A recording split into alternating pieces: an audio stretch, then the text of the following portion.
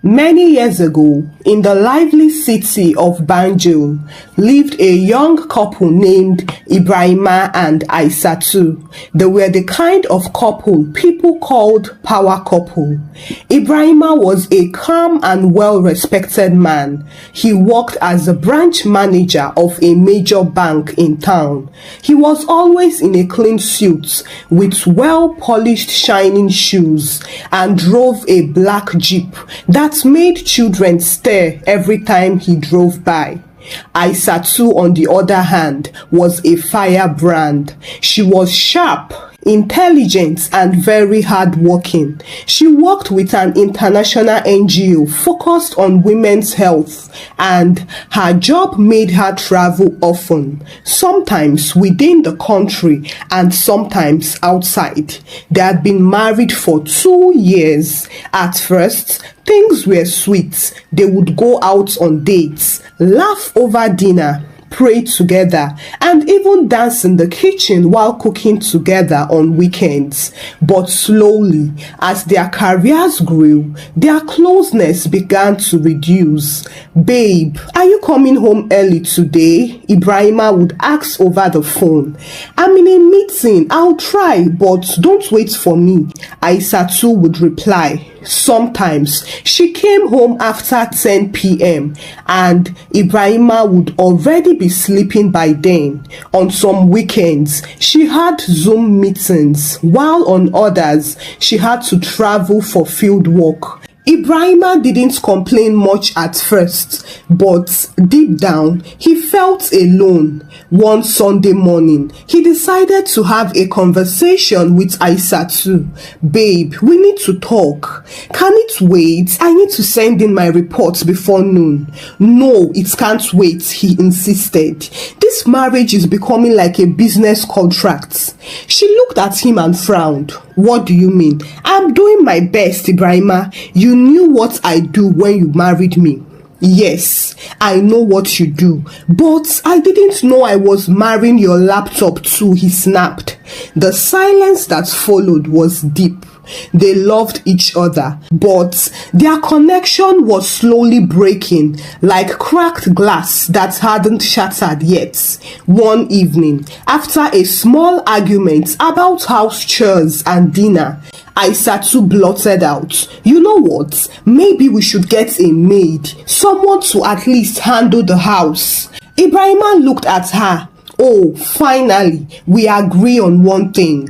Aisatu picked up her phone and sent out a message to an agent who helped with domestic workers. "Let them find someone fast," she murmured. "I don't have strength for this stress anymore." The agent didn't waste time. 2 days later, he showed up with a girl. Her name is Saida. She's from up country, but she's obedient and hardworking.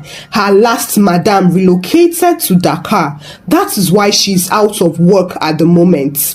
Saida stood quietly behind him, looking shy and innocent. She wore a long blue skirt and a pink blouse, and her hair was neatly braided in short cornrows.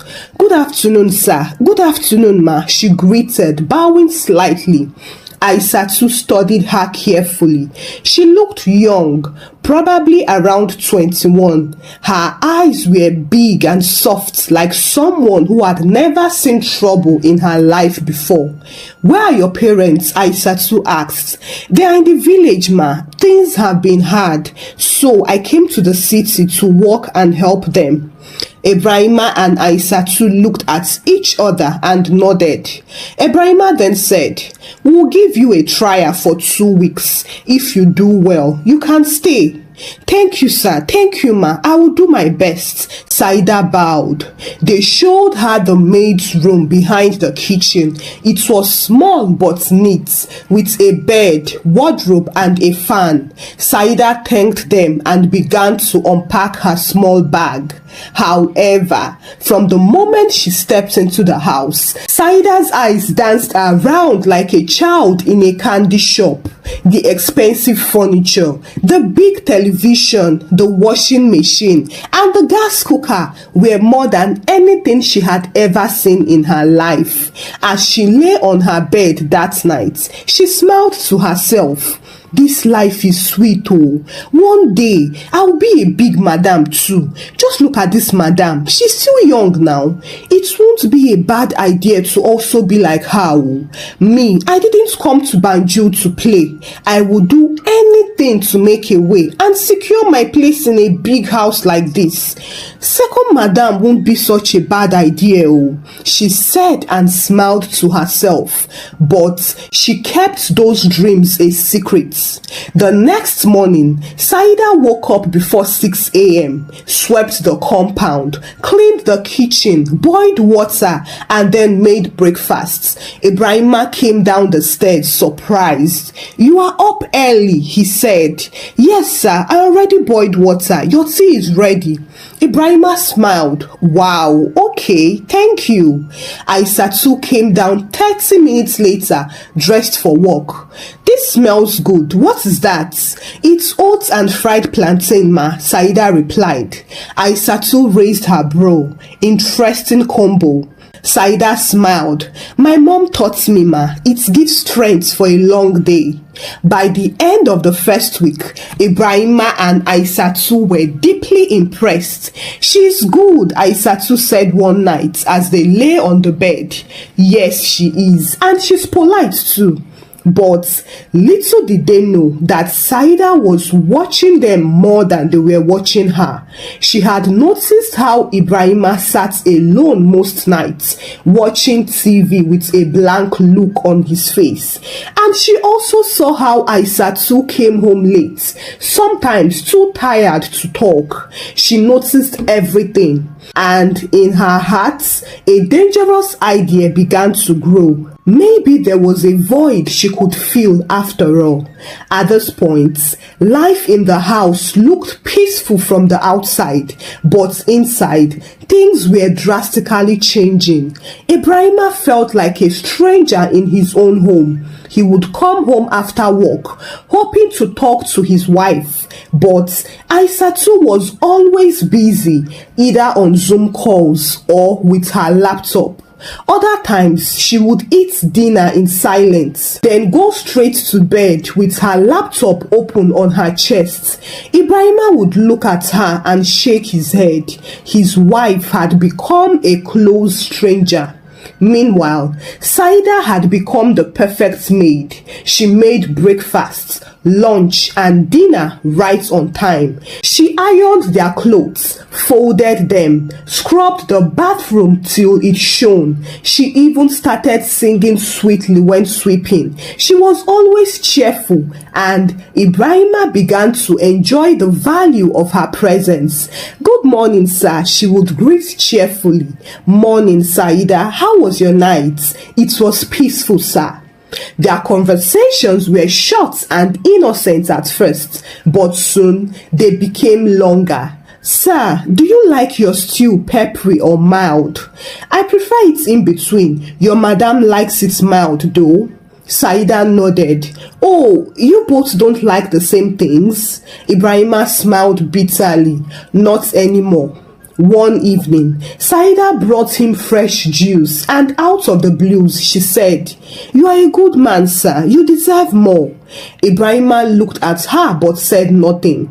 That night, Aisatu returned late again, and Ibrahima stayed up in the living room waiting for her. When she came in, tired and moody, he stood up and asked, "Do you still love me?" Aisatu dropped her bag slowly. "Why would you ask that?" "Because it feels like you left this marriage a long time ago." Aisatu looked at him and shook her head. "I am doing everything to build a future for us, and all you see is what I am not doing." "That is not what I said, Aisatu." "But that is what you mean." She stormed into the bedroom and slammed the door.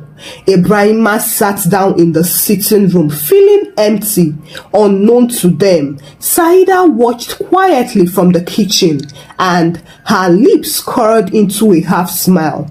My madam doesn't know what she have. Oh, see the fine man she's treating anyhow. Well, if she doesn't know how to take care of what she has, I will do it for her. Who knows? This might be my chance to secure a good future for myself. I won't mind being the second wife, or even chasing her out and taking over the position completely, she said and laughed out coldly. The following week, the golden opportunity came for Saida to strike. Aisatu suddenly announced that Friday morning, I have to travel for a conference this weekend. I will be back on Sunday evening. That is fine, Ibrahima said without looking up. Take care of the house. He nodded coldly. And just like that, Aisatu packed her bags and left. Saida smiled as she watched her go. Then she turned to look at Ibrahima, who was alone, moody and wounded. Now was her time to strike. That evening, the house was quiet. There was no sound of Zoom meetings, no office phone ringing, and no heels clicking on the ties. Just Ibrahima sitting on the couch, watching the news, and Saida cooking in the kitchen. She served him benachin and grilled chicken with cold juice. Thank you. You are welcome, sir, she replied with a sweet smile. Later that night, Saida changed into a short flowery gown. It stopped just above her knees. She came into the sitting room and bent slightly to clean the table in front of Ibrahima, knowing he was watching. Ibrahima turned his eyes away. Go and wear something better, he said with a rough voice. Saida looked at him shyly. I am sorry, sir. I didn't know it was too short. She walked slowly back to her room, but not before he caught a second glance of her. The next morning, she came to clean the sitting room again, this time tying a wrapper and a small top. She bent, she ducked, and she stretched, all carefully planned out. Ibrahima shifted in his chair uncomfortably. Do you want juice, sir? She asked softly. No, he answered, but she had already gone to the kitchen to get it. She returned with a glass and held it to him. As he reached out to collect it, their hands touched, but she didn't pull away. Instead, she looked into his eyes and whispered, You don't have to be lonely. Ibrahima froze, but his heart was beating fast. Go inside. But Saida didn't move. She was going to apply pressure. I can make you happy, she said. Saida, stop this. I am your boss. And I am at your service, sir. I can make all your worries go away, she said and moved closer. Go inside, he repeated, but his voice was not strong enough this time. Saida leaned in and kissed him lightly on the cheek. Ibrahima stood up quickly and walked away, but that night he couldn't sleep. He tossed and turned, trying to remain sane, but his mind was full of temptation and guilt. And then the next day, it happened. He didn't fight it. He didn't think it through. He just gave in. Saida came into his room with breakfast, gently closed the door, and whispered to him, Let me take care of you, sir. And he allowed her. That morning, while Ibrahima lay beside Saida in silence, Aisatu was in a hotel room in Dakar, going through reports and planning her return that evening. She had no idea what was happening in her home, but the air in her spirit suddenly felt strange. She paused and looked out of the window.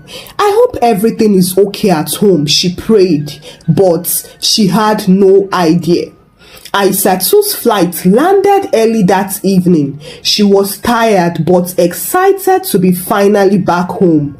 She unlocked the door and entered quietly. The living room was neat. The TV was on, but no one was in sight. She walked to the dining table and noticed something strange. There were two cups, and one of them had a lipstick stain on it. Her eyes narrowed slightly. Lipstick? But she shook her head and brushed the thoughts away. Then she heard laughter. It was Ibrahima and Saida laughing. She paused in her steps. Why would they be laughing together? She tiptoed and entered the kitchen, but she only saw Saida dishing out the food, while Ibrahima stood beside her, sipping juice like a king. "Oh, welcome back, babe," Ibrahima said casually as he saw her. "Thank you," she said with a smile. "Did your trip go well?" he asked. "Yes, everything was fine." Aisatu watched Saida from the corner of her eye. The girl was less tense, unlike before. She moved too freely and too bold. Something in the air had changed, and she could feel it. That night, as Aisatu lay in bed, she couldn't sleep. While Ibrahima lay beside her, snoring gently, she stared at the ceiling for hours. Her heart was not at peace. But Aisatu convinced herself that she was just imagining things and buried herself with her work as usual until 2 days later, when the spirits of her ancestors ministered to her. Aisatu was at the office working on a proposal when a sharp feeling hit her chest. She tried to distract herself with work, but no matter how hard she tried, her spirits remained restless. She closed her laptop and picked up her bag. "I need to get home," she said aloud to herself, and walked straight out of the building. She didn't call. Neither did she send a message. She just got into her car and drove home like a woman on a mission. As she stepped into the house, a weird silence greeted her. She dropped her bag slowly and tiptoed. Then she heard something that made her heart fly off. It was a soft sound coming from the guest room. She turned and opened the door quietly, and there they were, Ibrahima and Saida, half dressed, on the bed they had bought together as a couple. Ibrahima froze. Saida turned and jumped up. Aisatu stood there staring at them like a statue. It was Saida who stammered first. Madam, But Aisatu didn't speak. She walked straight to the corner, picked up a wooden stool and flung it with all her might. "How dare you!" she screamed. Ibrahima quickly jumped in front of Saida, taking the hit on his shoulder. "Are you mad, Aisatu? Do you want to kill her?" he shouted. Aisatu rushed forward to grab Saida, but Ibrahima blocked her again. "Don't touch her." "Don't touch who?" Aisatu's eyes widened. "This girl, this rat. Don't come close to her again. She has done nothing to you," Ibrahima warned. Aisatu ignored him and pointed at Saida. "You are leaving this house today. Get out this minute." But Ibrahima shielded her. "She's going nowhere unless I say so." Aisatu paused and looked at him unbelievably. Her chest rose and fell fast. Then, suddenly, she smiled. A strange, quiet, and dangerous smile. She dropped her hand slowly, looked around the guest house, picked up her handbag from the floor and walked out without saying a word. By now, Saida was shaking like a leaf. "Sir, I am scared. She didn't say anything. She will send me away. You promised to protect me." Ibrahima held her closely. "Of course, I will protect you. You are not going anywhere." "But she's the madam." Ibrahima looked at her seriously. "If anyone will leave, it is Aisatu and not you. She doesn't even behave like a wife anymore. She hasn't let me touch her in months. She's too busy for this marriage." Saida looked at him. "Are you sure?" Yes, don't worry, just stay quiet. I will handle everything. Meanwhile, Aisatu entered the bedroom, locked the door, and went to the bathroom. She took a warm shower, brushed her hair, and put on clean clothes. She then came downstairs later, feeling fresh like someone who just returned from a spa. She went straight to the kitchen, dished food for herself, and sat at the dining table. Ibrahima and Saida peeped from the guest room, expecting a scream or shattering of glasses. But instead, they saw her eating her delicious benachin calmly and even licking her fingers. Then she stood up, washed her plates, wiped her hand on a towel, and walked back upstairs in silence. Later that night, Ibrahima entered the room and saw her already in bed, deep asleep. He quietly lay on the floor with a pillow and blankets, but he didn't sleep.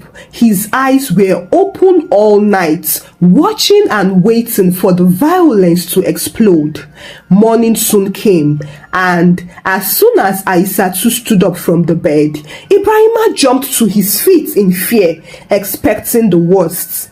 Instead, Aisatu looked at him and smiled sweetly. "Good morning, darling." She even kissed his forehead gently and walked to the bathroom to get ready. Ibrahima stood frozen. No, this has to be a trap. Is she okay? Has she gone mad? Aisatu put on her work dress, powdered her face lightly, and walked downstairs. Then she shouted, "Saida!" But the girl didn't reply. "Saida, come out here now." Saida tiptoed out of her room trembling. "Yes, madam." "Make breakfast for me and my husband and make it snappy, please." Saida's eyes widened. "Eh? I said go make breakfast. Are you deaf?" "Yes, ma," Saida said and ran to the kitchen. She made toasts, eggs and tea. Aisatu sat at the table and began to eat with joy. Ibrahima joined her later, still confused and cautious. As they ate, Aisatu smiled. "Nice omelette, Saida." Thank you, ma," she stuttered. Then Aisatu stood up, took her bag and said, "I am off to work. Enjoy the day, my people." She walked out happily as though nothing had happened. Ibrahima and Saida looked at each other in shock. "Sir, I am scared. She didn't say anything," Saida complained. Ibrahima shook his head in confusion. "I don't know what to think, but I think she's planning something. I should leave, please. This place is not safe for me anymore," Saida cried. "No, you are not going anywhere," Ibrahima said. "Just stay calm. We'll lay low for now, but I will make sure she doesn't do anything stupid." And much to their relief, Aisatu didn't do anything. However, it was not because she was weak, but because she wanted to bite them in the nipple so hard that they would never recover. 2 weeks had passed since the scandal, and the house remained strangely peaceful. No one talked about the incident again. Ibrahima pretended to forget, and Saida moved around the house with even more confidence now. She wore tight dresses and walked as if she was the new madam of the house. She even threw flirtatious advances at Ibrahima now, and Ibrahima enjoyed it freely, no longer hiding anything. But Aisatu remained quiet. She laughed and smiled innocently. She even cooked sometimes, but her silence was loud, too loud. Saida should have been worried, but Ibrahima told her over and over again, "She can't do anything to you. She's just acting strong, but I know that she's broken inside. She knows her place in this marriage, so she's scared." But what he didn't know was that Aisatu was not broken at all. She was only loading her anger like a black powder gun. Finally, the gun was fully loaded one Wednesday morning. That morning, Aisatu got dressed for work as usual. She wore a clean blue gown and carried her handbag elegantly. "See you later," she said sweetly. Ibrahima nodded from the couch. "All right, have a nice day." But Aisatu didn't go to work. She drove off and parked 2 streets away, hiding behind a mango tree. When she saw Ibrahima drive out around 8 a.m., she didn't move immediately. She waited 10 minutes, 15, just to be sure he was gone. Then she picked up her phone and dialed a number. "Come now, it is time." Within minutes, a small keke pulled up quietly and 3 boys jumped out. They were tall, rugged and ready. They wore black hoodies and didn't speak much. "You know what to do," Aisatu instructed, "but don't kill her. Just give her a gift she will remember forever." She led the way and they followed. Saida was in the living room wearing shorts and a tank top, eating corn and watching a drama series on television like a rich housewife when she heard a knock on the door. The moment she saw her madam, she jumped up in shock. Madam, I thought you went to..." Bah! A hot, blinding slap landed on her face immediately, but before she could even react, the boys pushed her in and surrounded her. "Wait, no, please!" But they didn't wait. One boy grabbed her hair, the other held her legs, and the 3rd boy pounded her like she stole his destiny. Please, I am sorry, please." While the pounding was going on, Aisatu sat calmly on the couch, crossed her legs, and poured herself a glass of red wine. "You know," she said slowly, "I wanted to do this with my own hands, but I remember I just did my nails yesterday and they are really expensive." After 10 minutes of loud cries, torn clothes, swollen face, and endless begging, the boys finally stepped back. Saida lay on the floor bruised. Her mouth was bleeding, her nose was running, and her pride was in pieces. Aisatu stood up and walked towards her. "You see this thing you are doing, eh? Using housemaid work to destroy people's homes. You will never try it again." She bent down and grabbed Saida's phone from the table. "Where are you running to? Do I look like I want to touch you?" She removed the SIM card, snapped it into 2, and smashed the phone on the floor. Crack! "This," she said while pointing at the phone, "is how I will break your body and soul if I ever see you near my husband or any woman's husband again." She went into the room, and when she came out, she flung a polythene bag at her. "Take your thing and get out now." Saida picked up her bag and limped out of the compound, barefoot and crying, holding her swollen face. Aisatu then turned to the boys. "Thank you, you can go." She paid them, grabbed her handbag, and drove to work as if nothing happened. That evening, Ibrahima returned from work whistling. He tossed his bag on the couch and called out, "Saida, Daddy is back. Where is the sugar you promised me this morning?" But there was no answer. "Saida." Still, there was no response. He frowned and looked at the time. It was 6:45 p.m. "She probably went to the market," he muttered. A few minutes later, Aisatu returned.